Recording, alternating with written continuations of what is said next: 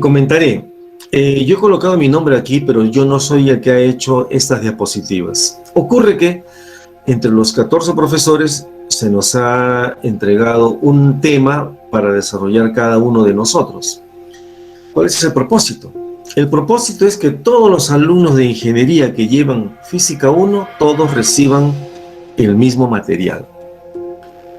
Entonces, este material lo ha preparado otro profesor, creo el coordinador del curso, y lo que yo he hecho simplemente es darle algún pequeño cambio, sobre todo en la sucesión de las imágenes. Ustedes no van a ver que aparecen todas las imágenes al porrazo. No, yo le he dado animación, nada más, y alguna cosita ahí que he agregado como una definición. Eso es todo. ¿Qué vamos a desarrollar? La introducción a la física, los estándares y las unidades más empleadas en la primera parte del curso, que es de mecánica. Luego les mostraré el análisis dimensional y cómo se opera con cifras significativas. Y finalmente, la presentación de las operaciones suma y diferencia de vectores. Muy bien, empezaremos. ¿Qué esperamos lograr con ustedes? Que aprendan a describir la importancia de la asignatura de la física, en este caso Física 1, que sepan analizar las unidades de las magnitudes físicas estándares, que puedan explicar cuestiones que involucren a las cantidades escalares y a las cantidades vectoriales. También esperamos que aprendan a resolver cuestiones que involucren el análisis dimensional y las cifras significativas. Finalmente, que sepan resolver las situaciones que exigen operar con vectores, tanto para la suma como para la agencia de vectores. Muy bien, vayamos a la primera parte. La introducción a la física. Si nos hacemos la pregunta ¿qué es la física?, podríamos dar esa respuesta. Es la ciencia que está dedicada al estudio de los fenómenos naturales del universo. Agregaremos que ciencia es un conjunto de conocimientos lógicamente ordenados y validados. ¿De qué? De todo aquello que ocurre a nuestro alrededor. A eso que ocurre le llamamos fenómeno. Si es a nuestro alrededor, fenómenos naturales. Muy bien. Si alguna vez alguno de ustedes quiso ser o quiere ser astronauta, bueno, una de las condiciones es que te gradúes de físico puro, químico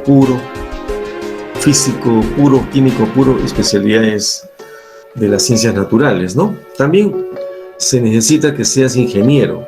O eres físico, o eres químico, o eres ingeniero, o biólogo.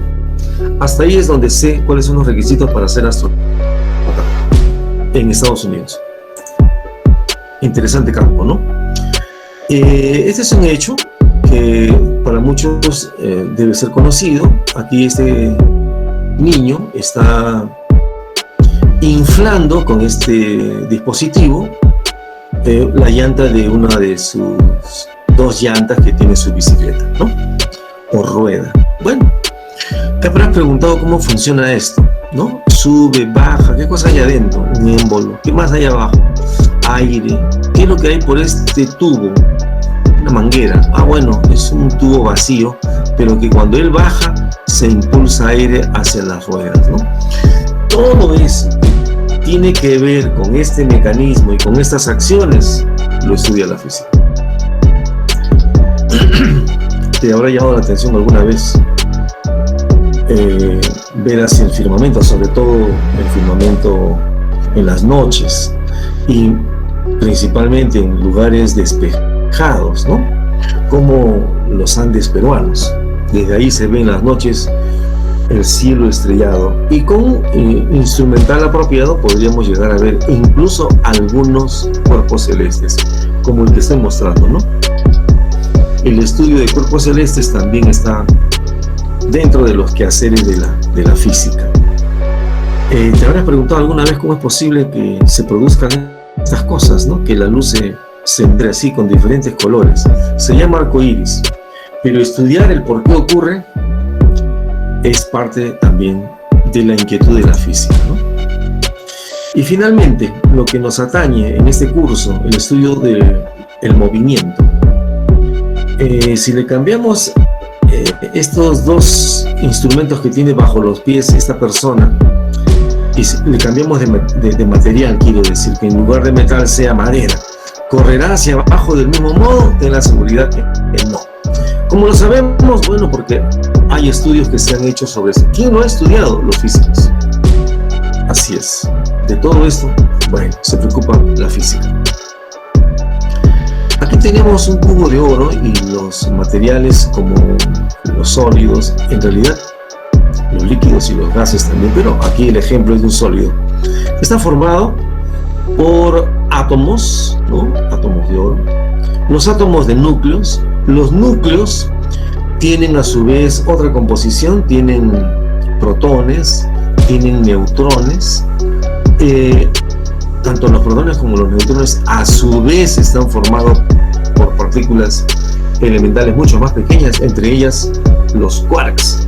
Hacer todo ese estudio le ha tomado al hombre, a través de la ciencia física, bastante tiempo, muchos años, ¿no?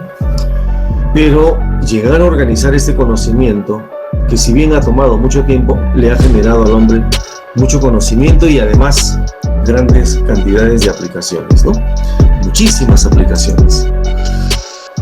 Así que la física viene a ser la ciencia dedicada al estudio de los fenómenos naturales del universo, como dijimos antes, y su objetivo es estudiar, entre otras cosas, de qué está compuesta la materia y cómo es que se producen las interacciones entre las diversas formas de materia que existen en la naturaleza, ¿no?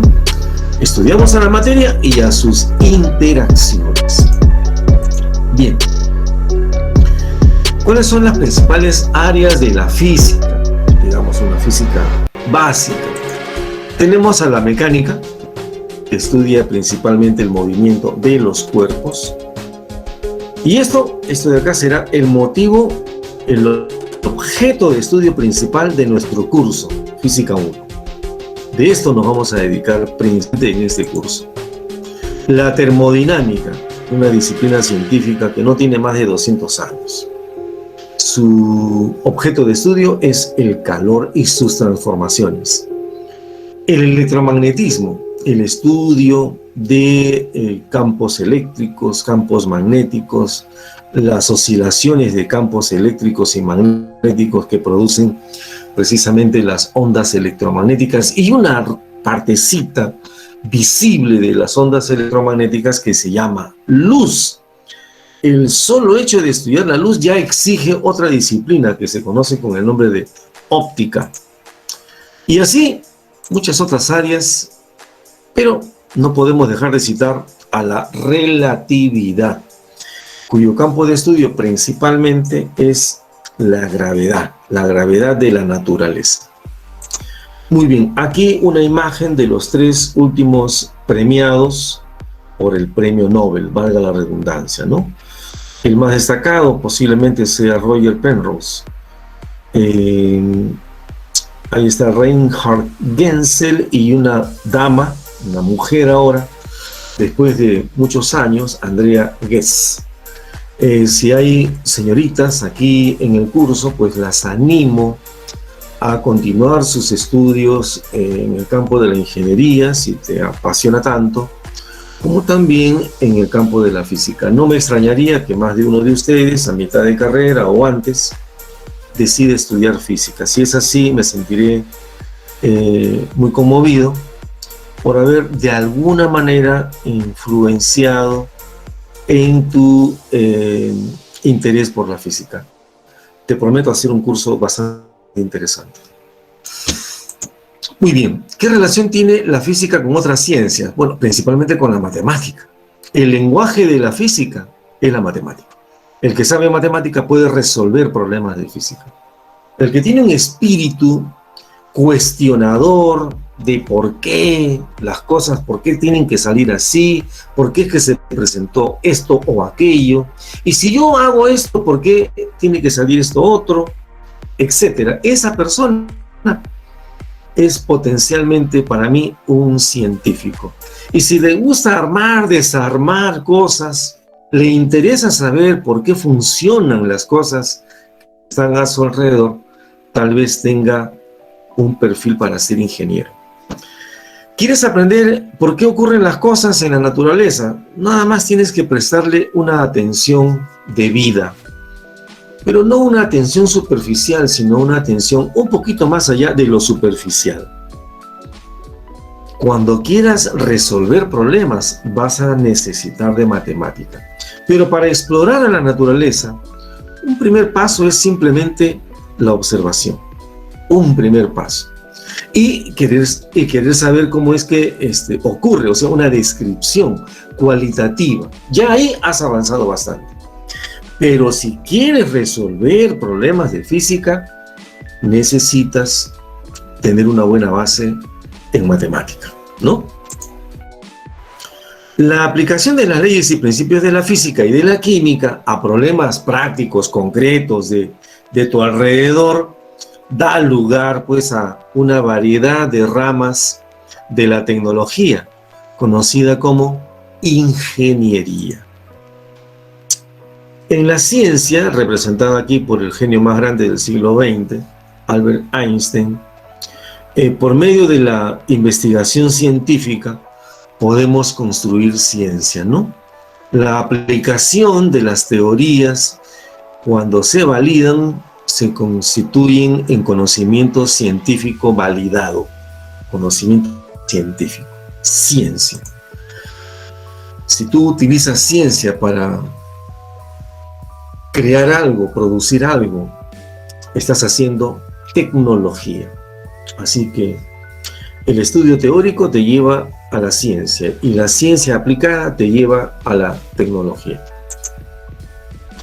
Aquí tenemos una bonita foto de un automóvil que en su descripción, si lo logran leer, dice coche eléctrico en la ciudad de San Francisco.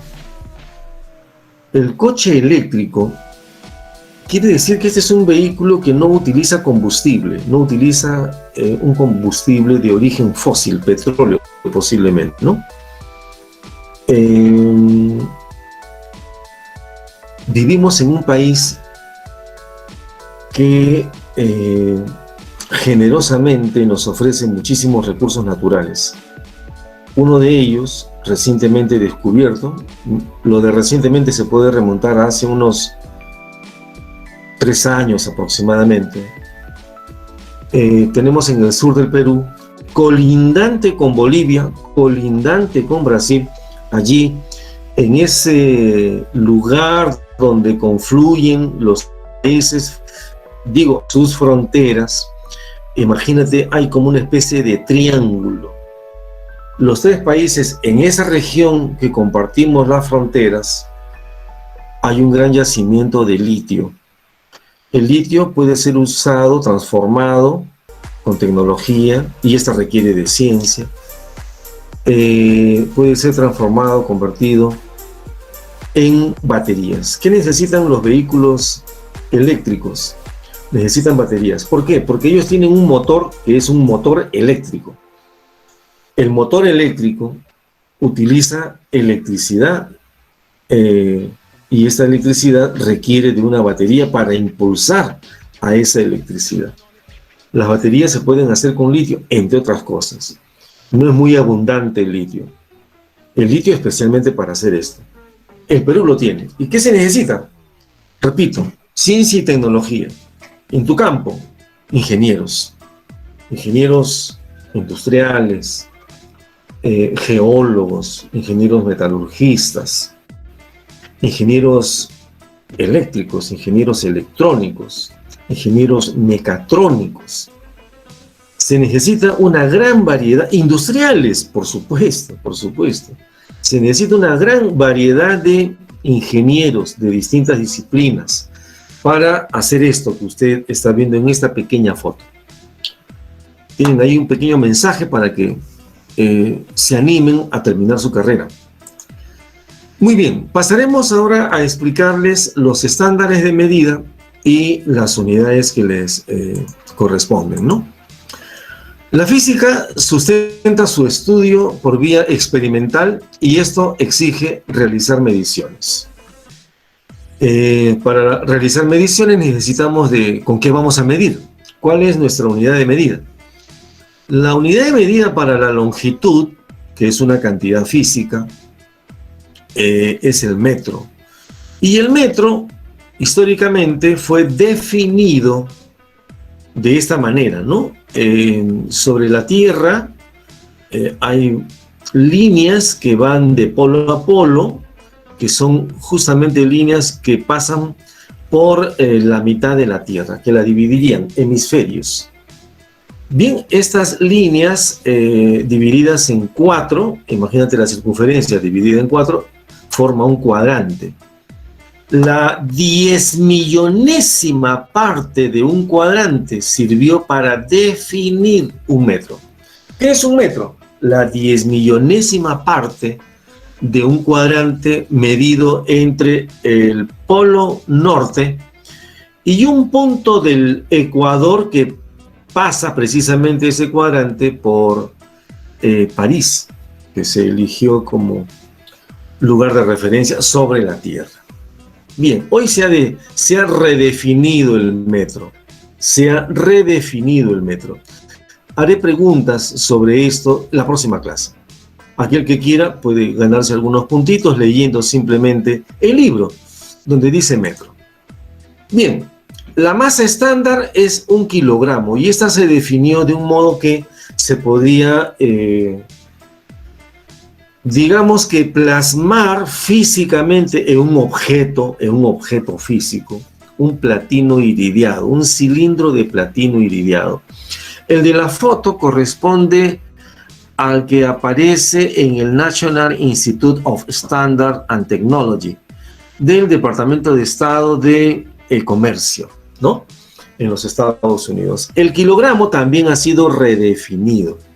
Sería interesante que usted haga una investigación sobre la masa estándar, 1 kilogramo.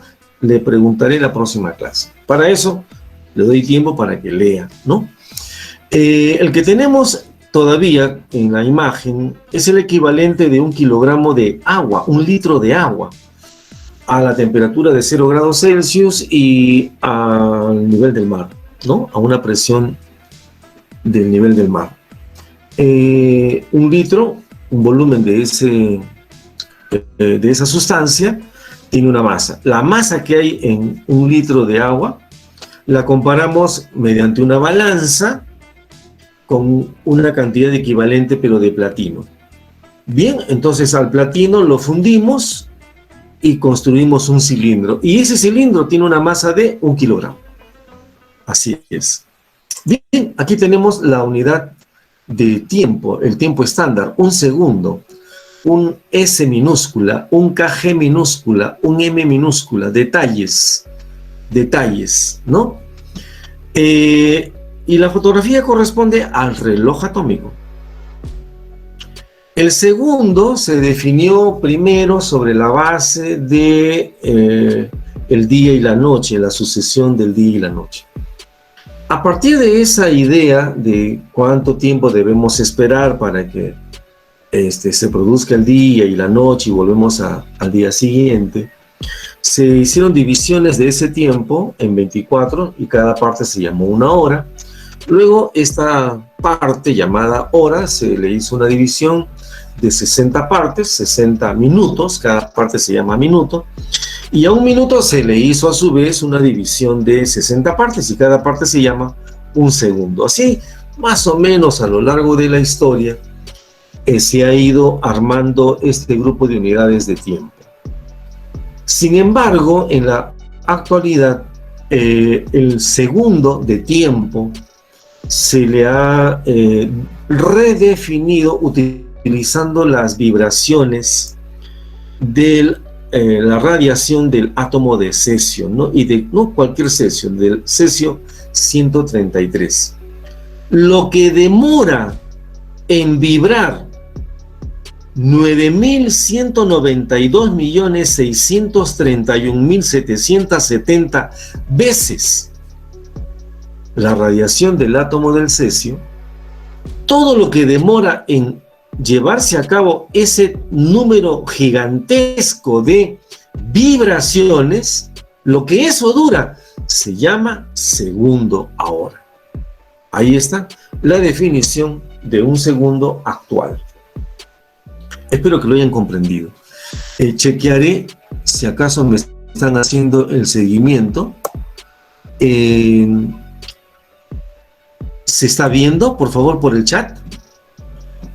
¿Se ve? ¿Se escucha? Sí, correcto. Muchísimas gracias, Cristina. Muchas gracias. Vuelvo entonces a mi explicación. Y aquí les mostraré a las magnitudes escalares. Sobre todo, ¿cómo reconocer que una cantidad física llamada magnitud escalar también es una cantidad escalar, precisamente? Muy sencillo. Te hago notar, aquí. Si tú quieres expresar usando un número y una unidad física a una determinada medida, si tú dices, mira, esto mide, a ver, ¿qué estoy midiendo? A ver, el largo de, no sé, de tu escritorio. Y has empleado esto, 2,54 metros. Y eso es suficiente, con eso se comprende perfectamente lo que nos has querido decir. Te hago reconocer que has empleado dos cosas. Has empleado un número y has empleado una unidad física.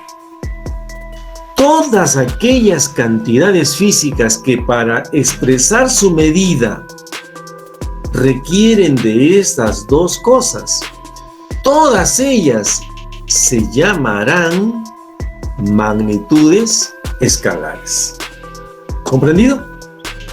Muy bien, si es así, entonces aquí tienes una variedad de ejemplos de longitud que son magnitudes escalares. Observa tú la primera de ellas, la que está acá arriba, te la voy a resaltar. Mira, esta de acá. Y te estoy haciendo resaltar la más grande de todas estas medidas. Esa medida es precisamente la medida de la distancia de la Tierra al cuásar conocido, pero más alejado de la Tierra. ¿A qué distancia está de nosotros? A 1.4 por 10 a la 26 metros. Ahí está. Tú dirás, pero ¿por qué usted le está poniendo metro aquí al costadito? Bueno, para que lo veas, te responderé. ¿Y por qué no lo pone el autor? Porque el autor lo ha puesto acá arriba. Ahí está. Y así se evitó de ocupar más espacio a la derecha, ¿no? Y entonces todos, se supone, están expresados en metro. Y aquí abajo está lo más pequeño que el autor ha citado. Lo más pequeño es esto de acá. Este simbolito que está acá adelante significa aproximadamente. Ya. Quiere decir que el diámetro de un protón es aproximadamente 10 a la menos 15 metros.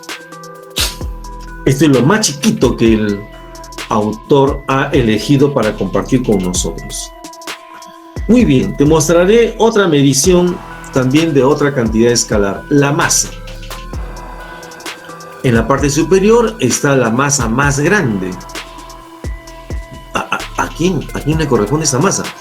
Al nada menos universo observable. Recuerda que hay una parte del universo que vemos. Esa parte tiene aproximadamente 10 a la 52 kilogramos. Es lo que nos ha compartido el autor.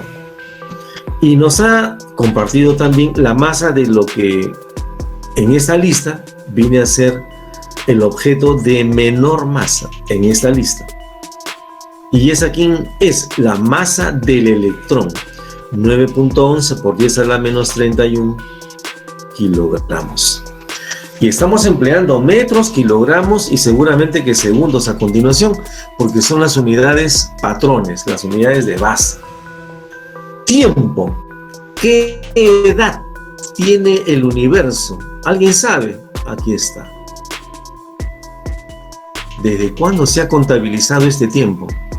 Desde que se formó el universo, a través del Big Bang. Pero el premio Nobel Penrose, que cité hace un momentito, cuya imagen en dibujo mostré, conversó con Stephen Hawking, ya fallecido, otro científico británico muy reconocido por su condición física y además y principalmente por sus aportes a la ciencia, particularmente a la física teórica, vinculada con la astronomía, por supuesto. Le manifestó en uno de sus libros, Penrose, que había algo que había ocurrido antes del Big Bang. Stephen Hawking hace una propuesta y efectivamente dice, él cita 3 puntos que había antes del Big Bang. Caramba. Bueno, y a este señor se le acaba de dar premio Nobel. Bueno, entonces hay que tener cuidado ahora cuando decimos la edad del universo. La edad del universo a partir del Big Bang, ahora sí. A partir del Big Bang han transcurrido 5 por 10 a la 17 segundos. Y ese es el tiempo más grande que aparece en esta lista.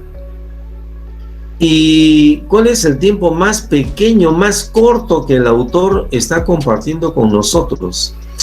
El intervalo de tiempo que emplea la luz para cruzar a un protón. O sea, tienes el protón y la luz penetra en el protón, luz, y el tiempo que demora para cruzar el protón, ese tiempo es el que acá está considerado. ¿Cuánto es? 10 a la menos 24 segundos. 10 aproximadamente, ¿no? 10 a la menos 24 segundos. Es el tiempo más corto que se ha podido registrar en todo caso. Espero que se esté entendiendo. Aquí el autor de este grupo de diapositivas pide hacer una pausa, pero puedo aprovecharla para que me puedan formular alguna pregunta a través del chat, sobre todo, ¿sí? Si alguien desea, de lo que acabo de mostrar, sobre todo. ¿Nadie? ¿Todos conformes o nadie entendió?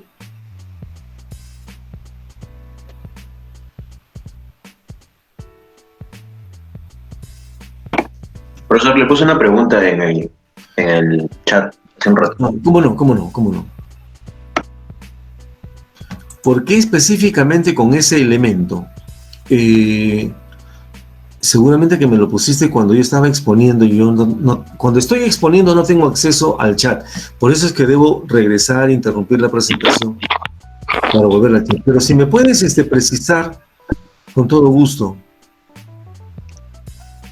Profesor, se refería al segundo, cuando lo redefinió. Cuando se redefinió el segundo. Claro. Bueno, de todos los elementos que aparecen en la tabla periódica, el cesio tal vez sea el 133, de los más estables y de mayor número de mayor peso o masa atómica, ¿no? Y seguramente que las vibraciones podían ser, por lo tanto, muy bien registradas en comparación con las demás, ¿no? Entonces, esa característica ha sido considerada para su elección. ¿Alguien más? ¿Alguna otra preguntita que me quieran hacer? yo les voy a formular preguntitas sobre lo que estoy haciendo, pero como lo han notado, se las estoy anticipando, ¿no? Les voy a preguntar por el metro y por el kilogramo en la próxima sesión, ¿no? Diré, Ani, Ángelo, Carlos, etcétera, a ver, me den una respuesta. Si tienen la respuesta, en buena hora. Y si no, no pasa nada. Simplemente no tienes nota. Eso es todo, ¿no? Oscar me...